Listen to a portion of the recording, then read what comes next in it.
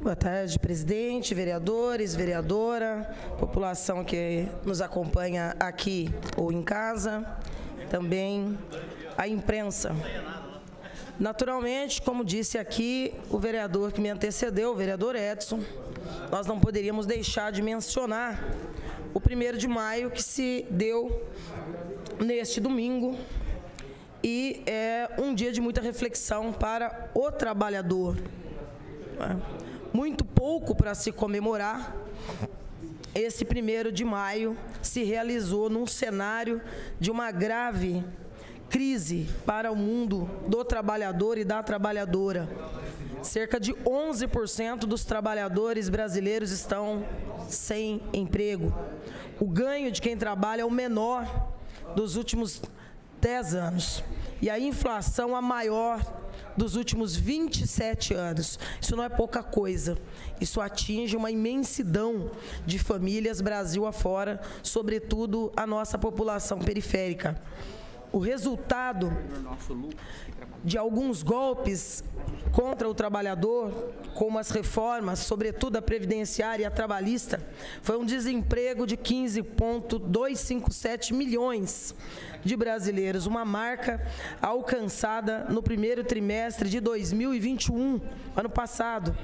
Crescimento da informalidade, contratações cada vez mais precarizadas, contratos temporários, desalento, pejotização do mundo do trabalho, meização da economia com cada vez menos direitos para o trabalhador, muitos jovens e adultos abandonando estudos por falta de perspectiva, aumento da população de rua e a volta da fome atingindo já mais de 19 milhões de brasileiros e brasileiras e ainda milhões de famílias sob o risco da insegurança alimentar. Este é um cenário que se soma a uma inflação galopante, onde os salários diminuem enquanto a inflação aumenta.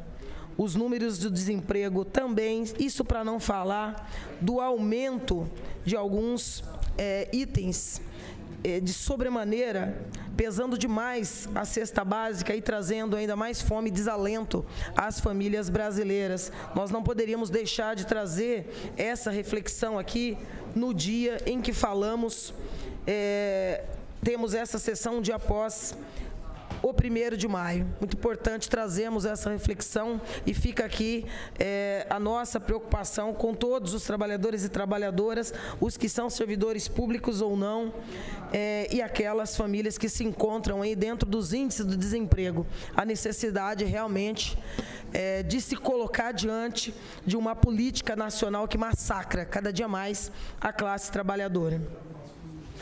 Também não poderia deixar de mencionar que o Jornal da Cidade de ontem traz, de sábado, traz, 30 de abril, essa matéria do Tribunal de Contas, do Estado, que 5 meses depois volta a fiscalizar escolas e também escolas municipais, e aqui uma referência especial à Cônego Aníbal de França, a Cônego Aníbal de França, que fica na região do São Geraldo, e que nós tivemos lá nas nossas diligências no dia 28 de abril, e que é só um dos exemplos. A VCB, com todo respeito aqui aos apontamentos do tribunal, mas a VCB é o menor dos problemas naquela unidade escolar. Nós temos procurado acelerar, estamos trabalhando a muitas mãos, contando com a colaboração, inclusive, de membros do Conselho Municipal de Educação, para formalizarmos o quanto antes esse balanço das diligências, não é? Com esse dossiê que nós esperamos que, de fato, possa trazer para o debate, para o centro do debate, a situação para lá de precária das nossas unidades. E eu não vou voltar aqui para aquele tema que alguns gostam de trazer, que é: mas esse problema não começou hoje. Eu estou tratando esse problema agora. E esse balanço de quantos anos perdura ou não, nós estamos no mandato de vereadores, temos a obrigação de fiscalizar e temos a obrigação de apresentar esses balanços e também cobrar efetivamente ações do Executivo nesse momento. E, sem dúvida nenhuma, considero que será importante e estratégico, até diante desse apontamento importante do Tribunal de Contas da última semana, que nós possamos envolver também o Ministério Público, porque, sem dúvida nenhuma, se nós não formos manter essa brincadeira de faz de conta, nós teremos que exigir medidas, não é? Que possam, no mínimo, apontar ações mitigadoras desse impacto negativo que tem sido a situação precarizada das nossas escolas. Aí eu estou falando situação precarizada das nossas escolas no mais amplo dos sentidos. A estrutura, a questão funcional, a questão das compras, a questão de ouvir a comunidade escolar, a questão do PDDE e uma série de outras questões importantíssimas que esse dossiê extremamente completo trará para que nós possamos construir e exigir do Poder Público Municipal ações que nos coloquem diante de uma outra realidade para o nosso ensino municipal. E, por último, eu queria aqui dizer, viu, presidente, Vossa Excelência que participou conosco também da audiência pública na última quarta-feira, aqui nesta casa, acerca da política habitacional do governo Suelen Rosim. Foi uma audiência diferente, né, um clamor realmente social muito grande.